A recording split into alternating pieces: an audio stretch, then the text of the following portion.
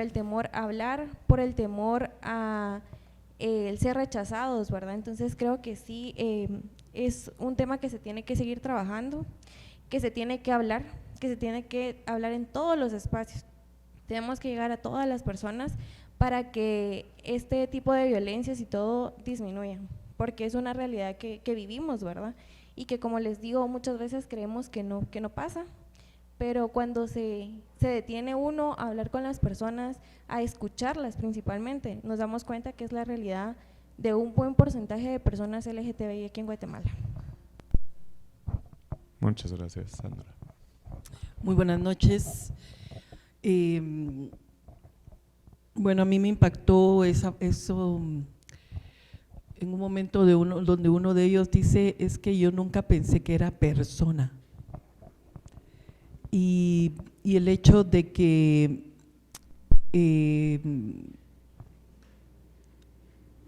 nosotros hablamos o nosotras hablamos de la necesidad de generar comunidades, porque la comunidad es fundamental e importante para la vida de los pueblos.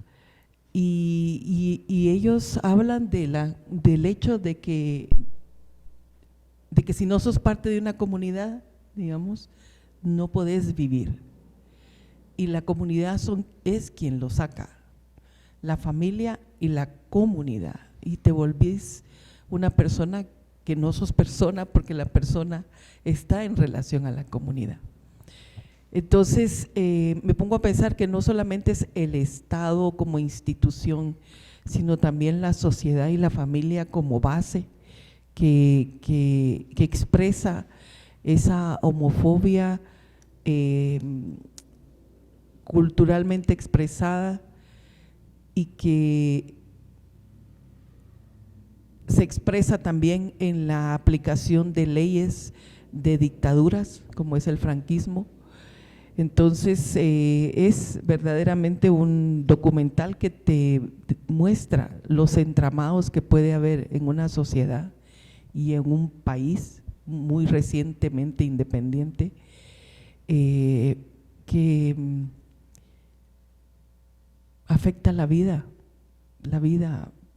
cotidiana y la existencia misma de las personas de la comunidad, de las personas de la comunidad diversa, de quienes somos, y lo difícil que es la existencia misma. Y bueno, como se decía, podemos hablar de nuestro país, podemos hablar de los esfuerzos y los esfuerzos que están haciendo estas personas por ser reconocidos en su existencia, en su derecho a ser, en su derecho a ser y en su derecho a vivir quienes son. Muchas gracias por la oportunidad de poder organizar este evento aquí en el Museo del Holocausto. Yo voy a ser más positivo. Yo diría que si no estuviéramos en Guatemala, si estuviéramos en Irak o estuviéramos en Guinea, este evento no tendría lugar.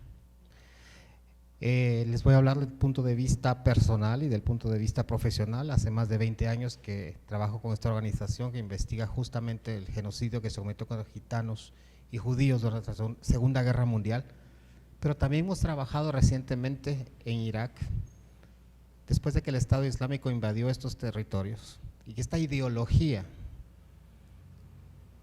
que es una ideología de terror, se instala en esos territorios.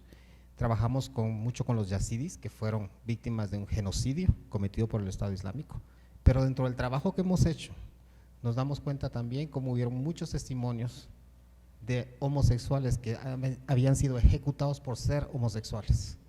El castigo que imponía el Estado Islámico, que impone esta ideología, es dejar caer a los homosexuales desde un edificio de 10 pisos, así es como los matan. Y si quedan vivos, nadie tiene el derecho de ayudarles hasta que no mueren justamente por sus heridas. Entonces yo diría, tenemos todavía mucho trabajo que hacer. Y yo creo que el trabajo empieza con la educación y empieza con el hogar, empieza con la familia. Lo vimos muy claramente en este documental. Tenemos el Estado, que es responsable de no proteger a ciertas comunidades, pero la homofobia empieza en la familia. Y personalmente tengo la suerte y la bendición justamente que Bueno, mis padres no están esta noche porque mi padre se sentía un poco indispuesto y no pudieron venir. Yo tengo una tía, una de mis primeras tías, que me abrió la puerta de su casa el día que yo le dije, tía, yo soy homosexual. Y está aquí presente, y está aquí apoyando, y está aquí alguien que nunca me ha juzgado. Entonces yo diría que algo que le ayuda a uno a poder sentirse humano, y como tú decías, es tan triste estas últimas palabras que dice este joven, donde él decía, a veces yo no me sentía humano. Pienso que empieza desde la casa, y para que en la casa se respete y no haya homofobia, tiene que empezar con educación, y es parte justamente de la misión de este lugar, del Museo del Holocausto, educar. Pero pienso que la homofobia empieza principalmente del hogar, y es lo que tenemos que luchar, y tenemos que educar para que esto cambie desde la raíz, diría yo. Genial, muchas gracias. Sí, a mí me parece que es muy interesante justamente, y el documental lo aborda también, esta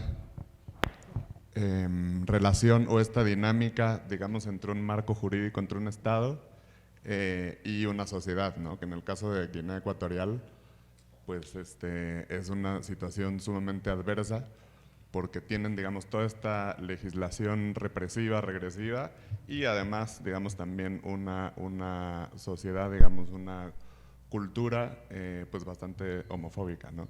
Entonces me interesa ahorita que podamos trazar, digamos, como cuáles son tal vez los paralelos o las similitudes y las diferencias que ya también tú mencionabas ahora, entre lo que vimos en el documental y Guatemala, ¿no? Lo que vivimos en Guatemala. Entonces me gustaría tal vez empezar preguntándole a Sandra sobre su experiencia en la legislatura pasada, porque ahí se vivió una coyuntura muy particular, ¿no? en este tema, que fue justo cuando metieron esta iniciativa de ley Pro Familia 5727, creo que era, y que al mismo tiempo se estaba discutiendo también la ley de identidad trans, ¿no? De identidad de género, sí. Entonces, pues eso, que nos cuentes, porque además tú tienes la particularidad también de que siempre has estado conectada con los movimientos sociales, y además estuviste en ese momento en el Congreso. ¿Cómo ves tú la peligrosidad, digamos, de que ese tipo de leyes represivas, regresivas, homofóbicas se aprueben, digamos, aquí en Guatemala? ¿Y cómo ves el tema también de la resistencia desde lo social y esa dinámica, cómo la viviste en el Congreso? Los estados son culpables por acción u omisión, ¿verdad?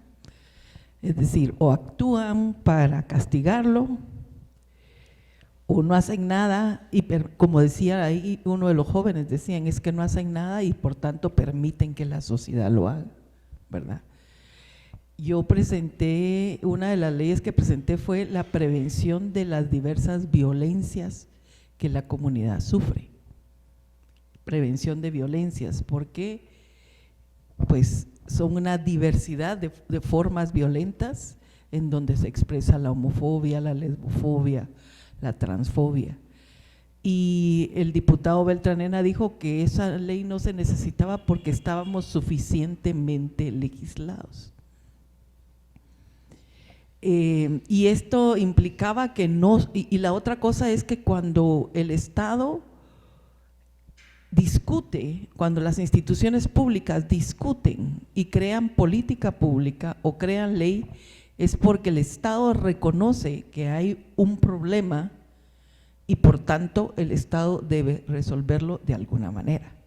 Aquí tenemos en la PDH, y me parece muy importante en cuanto que a partir del gobierno de Jimmy Morales se engavetó la política pública para la diversidad sexual, se engavetó.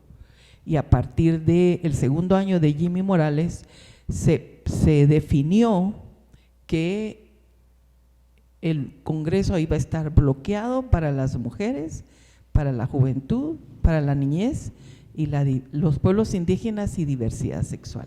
De entonces a esta parte, ninguna de las leyes que ayudarían al avance y protección de derechos de todas estas poblaciones ha avanzado. Y un elemento que tenemos que tomar en cuenta y que es un riesgo para Guatemala es el pensamiento fundamentalista, que es lo que está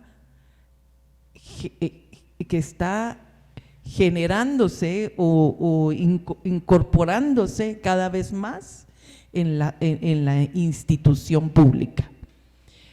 Cuando yo estaba en el Congreso, habían diputadas que lo primero que hacían era leer la Biblia, y yo les decía, bueno, ustedes primero leen el versículo y después leen el artículo de la Constitución, ¿verdad? Donde se supone que el Estado es laico, ¿verdad? Entonces, todo este pensamiento fundamentalista, que es lo que tú decías, y que es lo que se habla ahí también, ¿verdad? Porque esa ley de Franco está sobre esa base de un pensamiento fundamentalista absolutamente homofóbico. Entonces, la ley es como la 5272, es una ley que castigaba, ¿verdad? Castiga. Entonces, por un lado hay propuestas de castigo, por otro lado hay decisión de no protección, ¿verdad? Y una u otra, de todos modos, lo que hace es desprotegernos, ¿sí? Y las leyes de castigo lo que promueven además son los crímenes de odio, de hecho, o sea, si no lo prevenimos, lo promovemos. Si no se castiga, los mensajes de odio se promueve. Y por eso es que yo empecé con la ley de prevención de violencias y luego la ley de identidad de género, que era también el avance para el reconocimiento de la existencia, porque eso es lo que hace, del reconocimiento de la existencia de personas trans. Entonces, esto nos habla del hecho de existir, ¿verdad? De la lucha por ser quien sos y la lucha por existir. Y ahí es donde también nos juntamos con la lucha de los pueblos originarios de cualquier país del mundo, pero de nuestro país, porque aquí también se ha hecho política pública para que los pueblos originarios desaparezcan como tal. Entonces ahí en donde se junta el tema de la discriminación y el racismo como una problemática extremadamente complicada, difícil, pero además fundante de este Estado que hoy está cooptado y que hoy sigue persiguiendo a quienes defendemos o promovemos los derechos. Entonces, lo que estoy diciendo es que ciertamente no estamos en esa condición, pero ciertamente hay aquí cada vez más un pensamiento fundamentalista, conservador, que lo que le gustaría hacer, ¿sí?, es el castigo. Pero lo que ahorita logra hacer es que no haya protección. Y el hecho de que ahorita esa política pública, que yo trabajé en el año 2016 con lo que era COPREDE, está engavetada, es porque no es voluntad política, es decisión política de obstaculizar esas posibilidades, ¿verdad?, de hacer cambios. Por tanto, y esperemos que el nuevo gobierno desempolve ese documento y por lo menos avance en esa decisión de tomar en cuenta esta población que ha pedido y ha trabajado mucho para tener protección de derechos. Gracias. Muchas gracias, Sandra.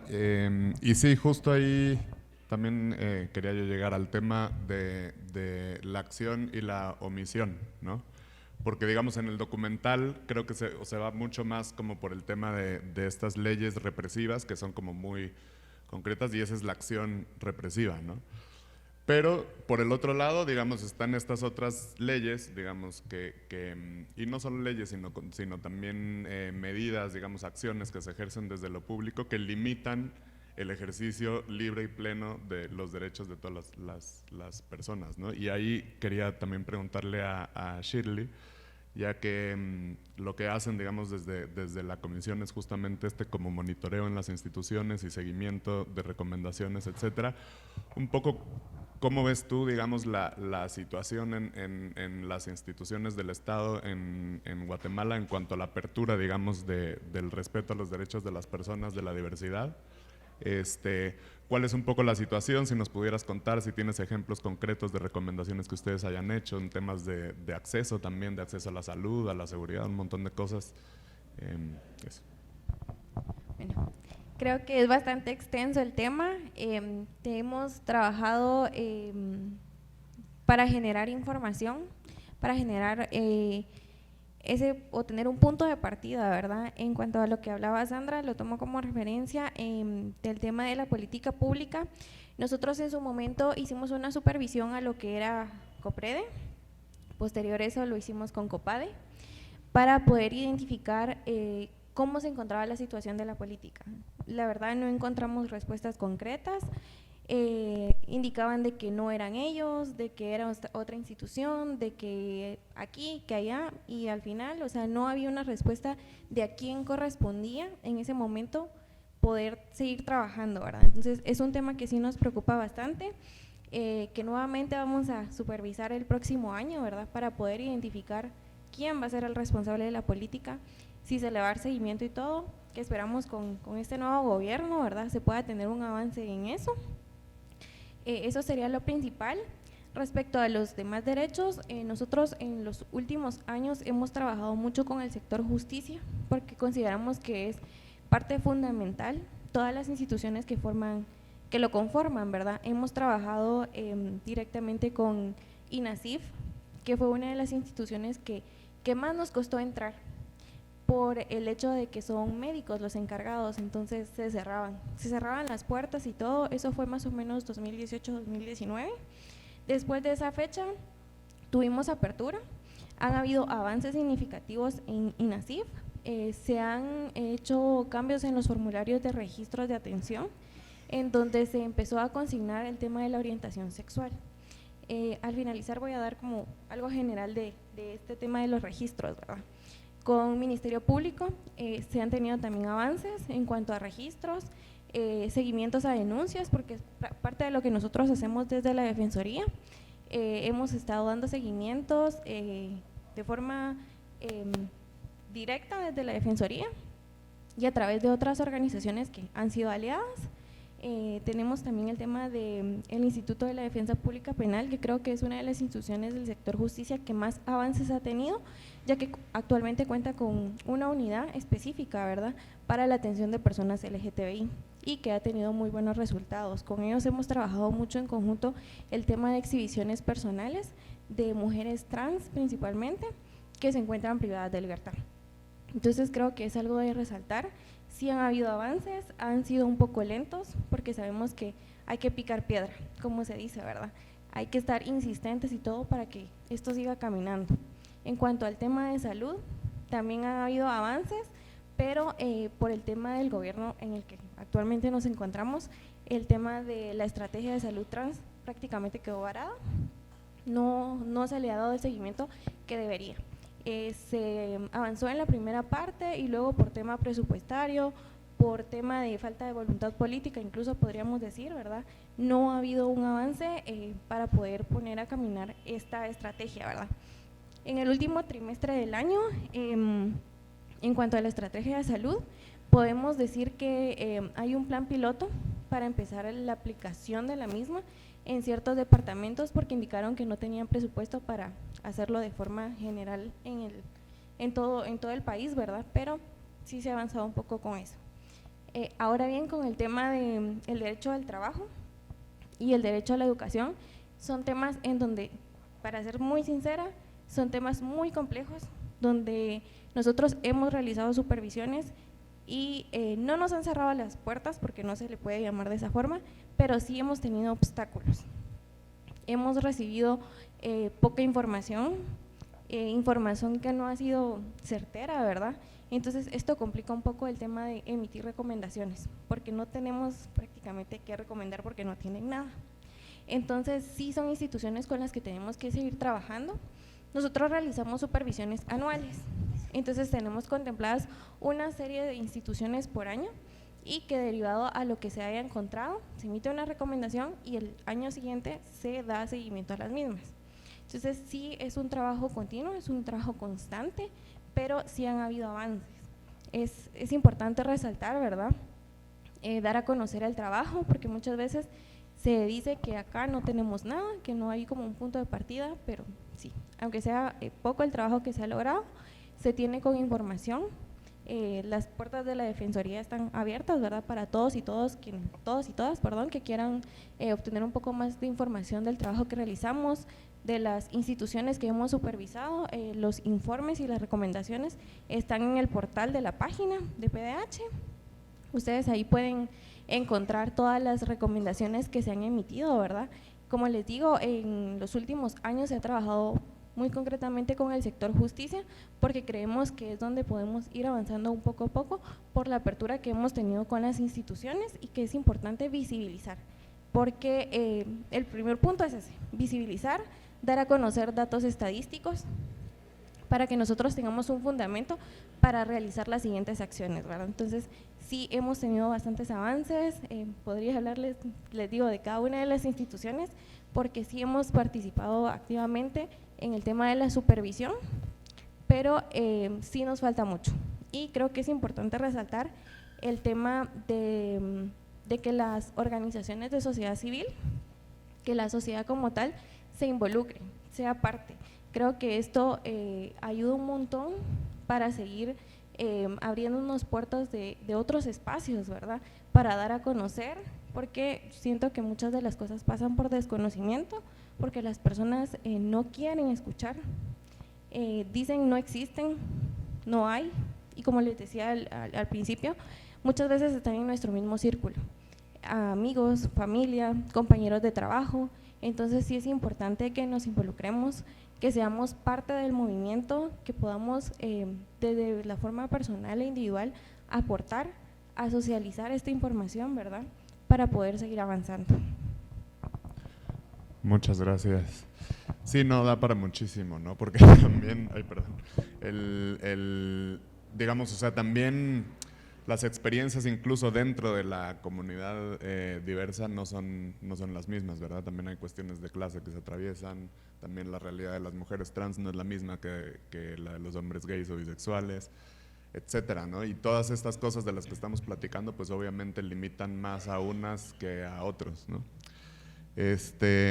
Y bueno, en ese sentido también, y con lo que ya mencionabas, Marco, está el tema de cómo se aborda desde lo social, ¿no? Porque está este marco jurídico que en doctrina se dice es el mundo del deber ser, ¿no? Que sienta como todas estas bases para una convivencia armónica y tal, pero siempre las sociedades van como más adelante y van como que evolucionan y se mueven más rápido y finalmente también son las sociedades las que exigen, digamos, el respeto o el reconocimiento de ciertos derechos. Entonces el trabajo, digamos, desde lo social, desde la educación, desde la cultura, es fundamental.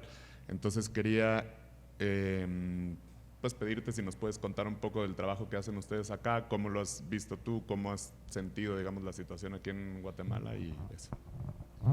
Gracias. Para mí, bueno, hace más de 20 años que no vivo en Guatemala, entonces casi que tengo un punto de vista de alguien extranjero, a pesar que es mi país y que mi juventud la viví aquí. Y yo tengo la impresión que en Guatemala siempre han habido leyes que no condenan la homosexualidad, pero nos faltan leyes que protejan a la comunidad. Caso, por ejemplo, en mi caso estoy casado y mi matrimonio es reconocido civilmente en Guatemala, cuando no debería de ser, y justamente debería de haber esta separación entre lo que puede ser estos códigos sociales con lo que es un código civil y de derechos humanos. El trabajo del museo, muchas veces nos podemos preguntar, pero ¿qué tiene que ver el Holocausto? ¿Qué tiene que ver un museo del Holocausto sobre el tema de los derechos LGBT y de la lucha contra la homofobia? Pero no olvidemos que en esta ideología nazi en la Alemania de los años 20, 30, cuando empieza a montar esta ideología, que luego termina en un genocidio, Una de las primeras víctimas fueron los grupos LGBT en Berlín. Hay un documental que salió este año que se llama El Dorado, que justamente explica cómo no solamente fueron perseguidos cuando los nazis llegan al poder, pero cómo también sufren después de la guerra de esta discriminación por ser homosexuales. Y este museo pues habla justamente del genocidio que se cometió contra los judíos, contra los gitanos, pero también contra las otras víctimas. Hay un memorial en la última sala, y para quienes no conocen el museo y no lo han visitado, les invito a hacerlo. Es un memorial precioso hecho por una artista guatemalteca, donde justamente se le rinde homenaje a todas las víctimas de este régimen nazi durante la Segunda Guerra Mundial, y dentro de ellos están los homosexuales. Y cuando vemos la lista de todos los grupos que fueron perseguidos durante ese tiempo, a causa de esta ideología y a causa justamente de lo que vimos en el documental, que las leyes permiten poder perseguir a ciertos grupos de personas por ser de una preferencia sexual diferente, o por pertenecer a una ideología diferente, o por tener una política diferente, nos damos cuenta que es algo que continúa sucediendo en nuestra sociedad. Y voy a terminar con algo que para mí es muy importante, son las palabras que utilizamos. Como digo, en Guatemala no he vivido a nivel de organización, y bueno, personal tampoco, para decirlo así concretamente, algo que sea directamente contra el hecho de ser homosexual o de ser del grupo LGBT. Pero, y termino con esto, hay ciertas palabras que confunden y que cuando uno las analiza dice, pero entonces, ¿qué están tratando de decir? Y les doy el ejemplo concreto. El museo este año hizo por la primera vez en el mes de junio actividades sobre el orgullo LGBT. Esto lo veníamos hablando con UNESCO desde hacía años, luego vino pandemia y no lo pudimos realizar. Nos juntamos con mi contacto en UNESCO a principios de año y hablamos de esto y dijimos, ay, pero en junio son la primera vuelta de las elecciones. Digo yo, pero Lucía, si no lo hacemos, si no empezamos con algo, nunca lo vamos a hacer, siempre hay una razón para no hacerlo. Y bueno, hicimos una serie de actividades. En el último momento, UNESCO retira su logo de las actividades. Y la razón es porque ellos tienen que alinearse a lo que dice el gobierno del país en el que están. Y Guatemala es un país pro vida. Entonces, esto me da a mí entender, digo yo, pero ¿cómo es posible que entonces, por el hecho de ser una actividad de la comunidad LGBT, entonces nosotros ¿qué somos? ¿Pro muerte? Entonces, en esto me pongo a analizar cómo las palabras muchas veces discriminan de una forma indirecta. Entonces digo yo, pues si no somos pro vida, quiere decir que somos pro muerte. ¿Y por qué no podemos ser pro vida? Si estamos vivos, si estamos aportando a la sociedad, y como decía alguien, estamos pagando impuestos. Entonces tenemos que tener derechos. Y esto fue algo que a mí me sorprendió y me hizo analizar muchísimo. Y digo yo, pues hay que continuar con el trabajo. Gracias por lo que han hecho y continúan haciendo, porque ustedes están en lugares claves para que las cosas avancen a nivel de ley en Guatemala, y nosotros desde nuestro trabajo aquí en el museo es para cambiar un poquito la sociedad, la mentalidad de estos adolescentes que vienen y que muchas veces inclusive mencionar homosexual es risitas de nervios y es un tabú, y poco a poco la mentalidad se les va abriendo porque se dan cuenta que son grupos que existen y que fueron condenados hace 80 años, pero que los seguimos discriminando hoy en día dentro de nuestras conversaciones, dentro de sus conversaciones en el recreo, en la escuela. Así es que el trabajo continúa a niveles distintos, pero creo que lo que Roberto está haciendo a través de este festival es ejemplar, y como digo yo, somos afortunados que podemos hacerlo. Estamos en un país que nos permite hacer esto. Gracias. Muchas gracias, Marco. Sí, efectivamente, como dices, digamos aquí, pues ustedes trabajan las tres, digamos, desde diferentes niveles, alrededor de estos temas. Y creo que efectivamente, aunque como dices, digamos, no estamos en la situación, por ejemplo, de Guinea Ecuatorial, y tenemos, por ejemplo, la posibilidad de organizar este tipo de eventos y tal, ese proceso de despersonalización y de deshumanización es muy fuerte, ¿no? Y puede ser muy, muy sutil también y ocurrir desde esos diferentes espacios, ¿no? Desde lo cultural, desde lo educativo, desde las leyes, desde las instituciones. Y quiero citar a Stacy Velázquez, que tuve la oportunidad de entrevistar para un documental, la directora de OTRANS, que decía, la identidad es un derecho del ser humano, y a nosotros nos tienen sin identidad sobreviviendo. Entonces es eso, cuando vives en un estado que no te reconoce plenamente, digamos, no solo el estado, sino la sociedad, las instituciones, la escuela, la familia, todo eso, eso te va deshaciendo, ¿no? De alguna forma.